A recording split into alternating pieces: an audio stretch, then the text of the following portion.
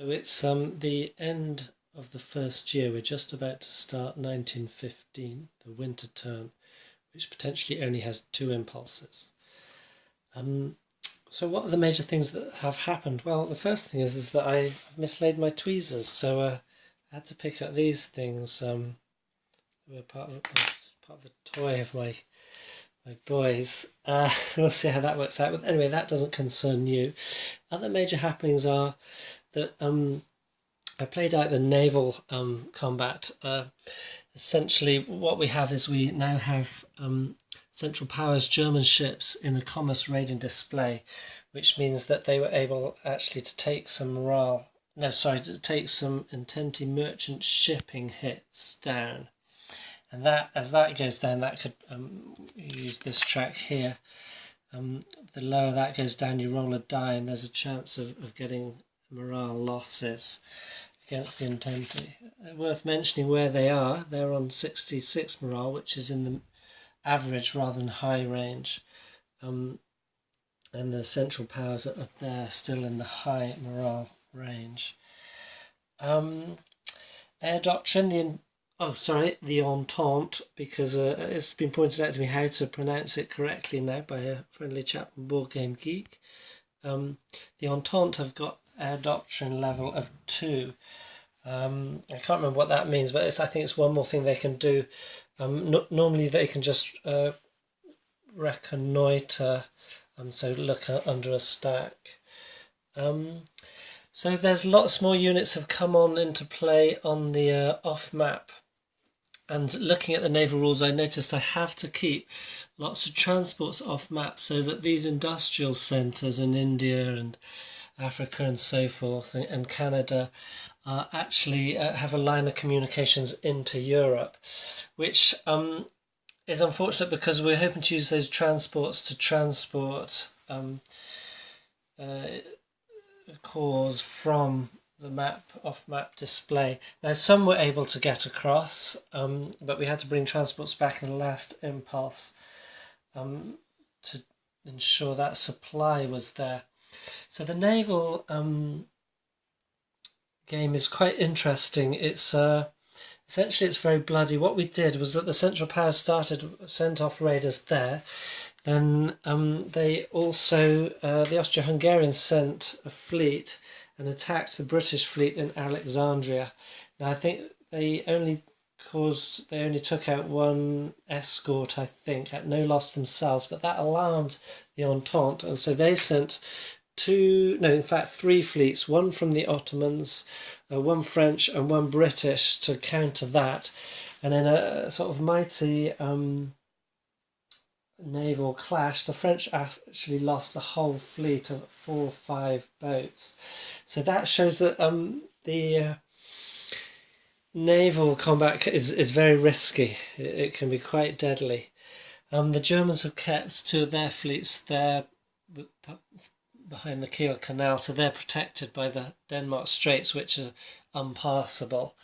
The Russians have a fleet up here, and they actually sent a submarine squadron down here and took a loss on the small German fleet there. So that it was interesting. The Brits tried to blockade, to set up patrols here, and they got patrols here in the channel. So it's your hex and all the 6 hexes around are like an interception zone. But obviously, that's a big sea zone, so they had to sort of split their ships into small fleets, 2 or 3 squadrons each, just to try and stop the Central Powers sending any more units off into the commerce raiding. But it's not successful, I soon realised, because at the end of the turn they have to go back. Unless you have a transport with each separate stack, a fleet, then they're going to roll for attrition on a 1 or 2 for naval units. That's going to be a unit loss. So that would be a very costly way of patrolling the high seas. So they had to return back at the end of the turn, and the Central Powers always go first, so they'll immediately be able to scoot some units off. So the only answer the Entente have to that is the blockade, which fortunately they had chosen at the end of 1914. So that's now going to reduce the Central Power's morale by 1 die roll each turn. Other things that happened were that at the end of the turn, the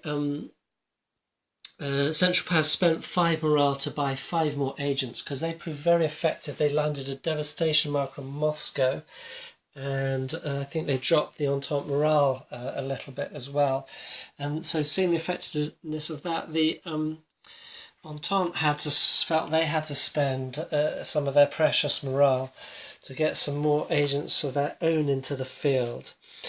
Right at the end of the turn, in the political events stage, 2 notable events happened. The Entente rolled for Workers Unite, which meant that all of their units that were in production, some take 0 months, so they become available immediately, some 1, 2 or 3. They're not months, rather seasons.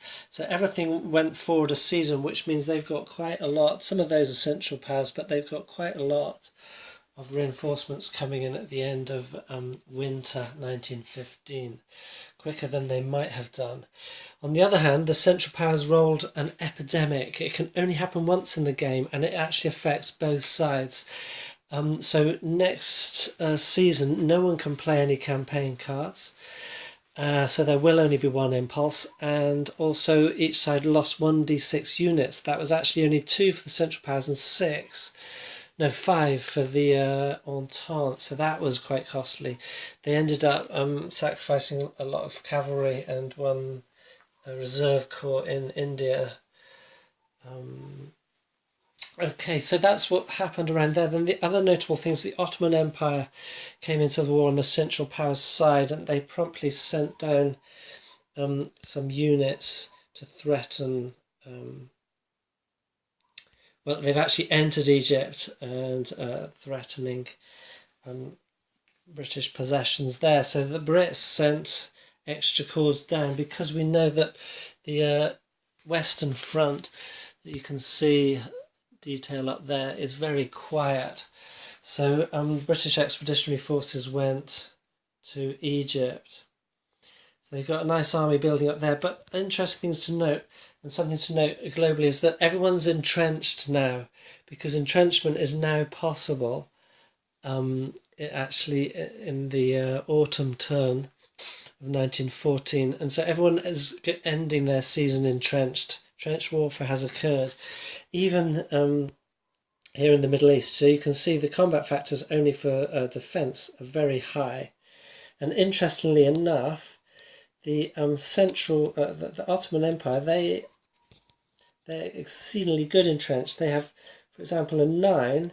These ones are 10 on their mobile side, and so they double up to 20 when they're entrenched. That's normally what happens, but the Ottomans, they triple.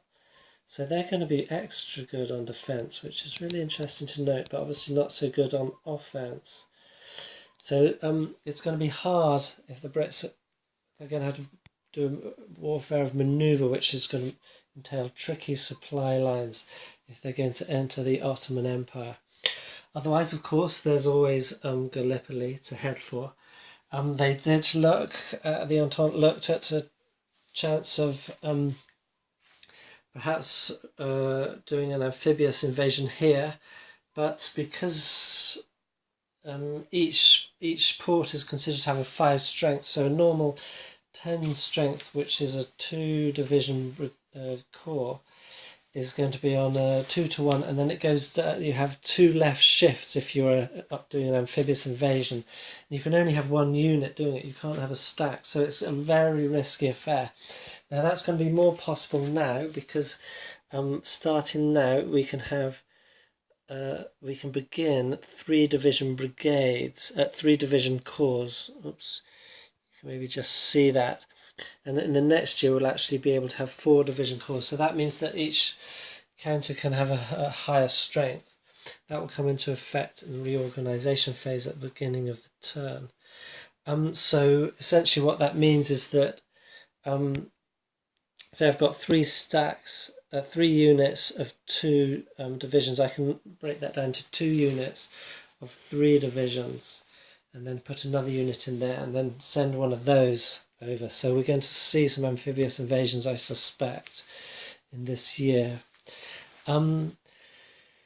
But not in winter, not close after that epidemic. So what else is notable? Yes, in Serbia they lost Belgrade. They doesn't mean they surrender. Even if all their cities have gone, it doesn't mean they surrender. They've only got one other city, Niš, but they're not feeling too hard hit. That was almost inevitable.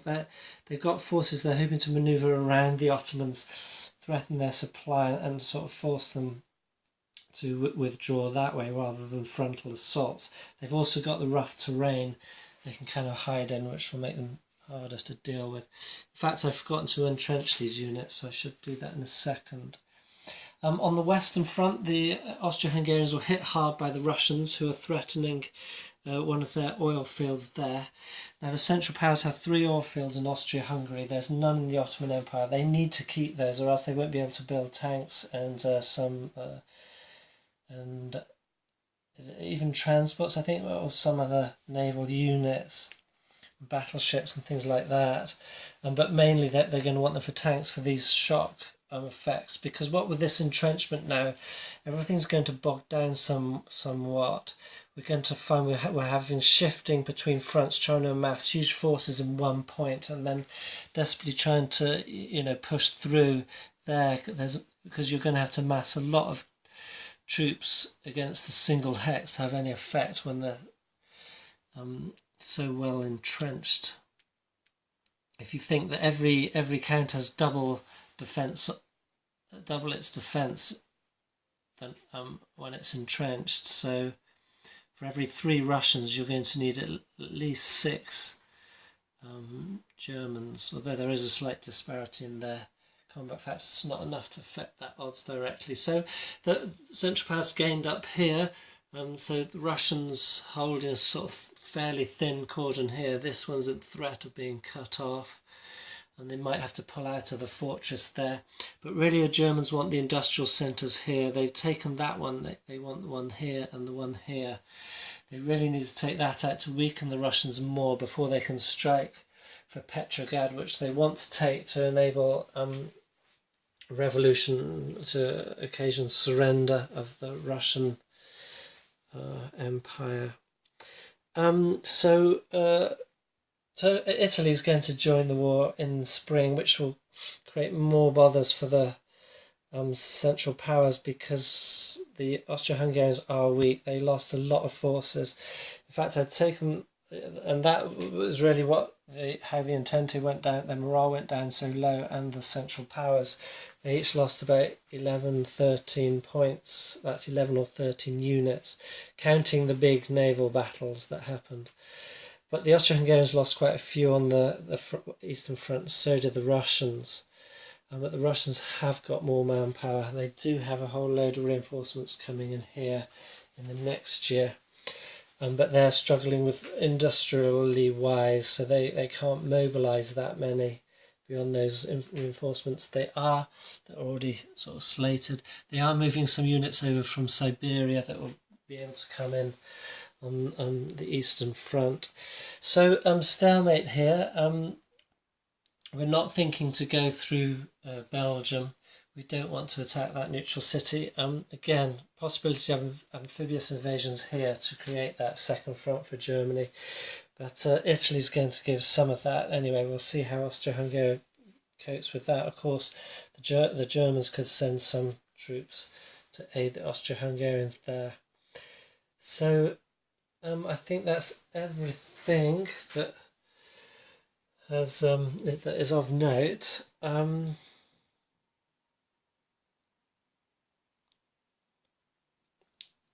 Yeah, so I have to start now. The next turn, there's only one industrial city has been taken. That's Ivangorod.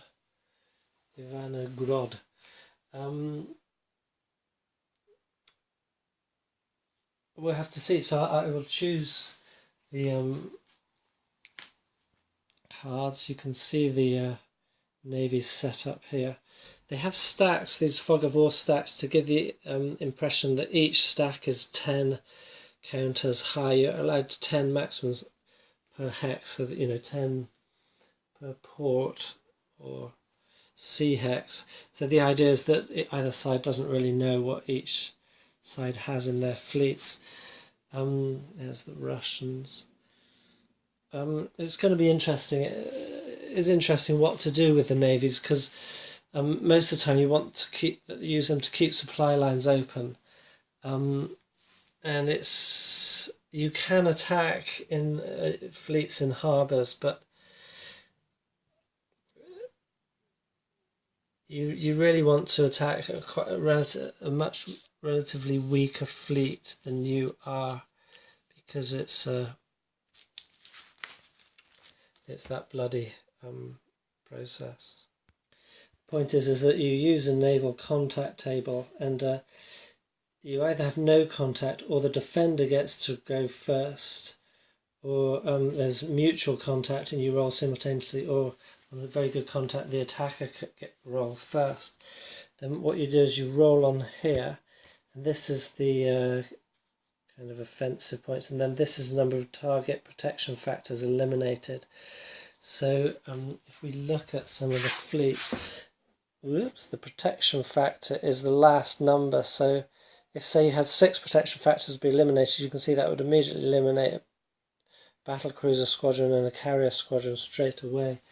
And I think the French, and to give you some idea, the middle number is the kind of the attack factor. I forget their term for it. You see, battleship squadrons have 8, so you have a few battleships in your fleet.